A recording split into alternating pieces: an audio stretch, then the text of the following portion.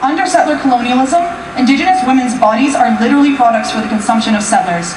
We are figured as stereotypical squaws, spiritual earth mothers, and Indian princesses, tropes that render us dehumanized, primitive, and inseparable from the land. The assumption that we must disappear and must always be disappearing to allow settlers' rightful claims over our lands manifests as racist, gendered, and homophobic violence aimed at Indigenous women and two-spirits. The long arm of the law has never extended its protection to us. The police, the courts, and the legislative and governing bodies. The legislative and governing bodies of the settler state function only to criminalize Indigenous bodies.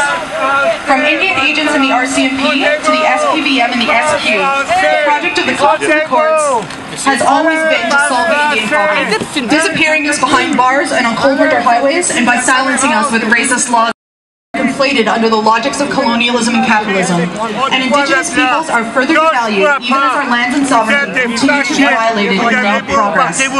Policies of the racist colonial state, the extraction economy, and the tenets of Western liberalism work together to legitimize the genocide of Indigenous peoples and implicitly condone the disappearance and murder of women and two-spirit people. Urban Indigenous peoples are often left out of this discussion, but we are responsible for the most violent manifestations of colonial oppression. Cut off from our lands and often from our communities, urban Indigenous people face intense isolation, culture shock, and a lack of family and social support networks. Despite all this, our resistance is stronger than our vulnerabilities. Settler colonialism dictates that we should assimilate.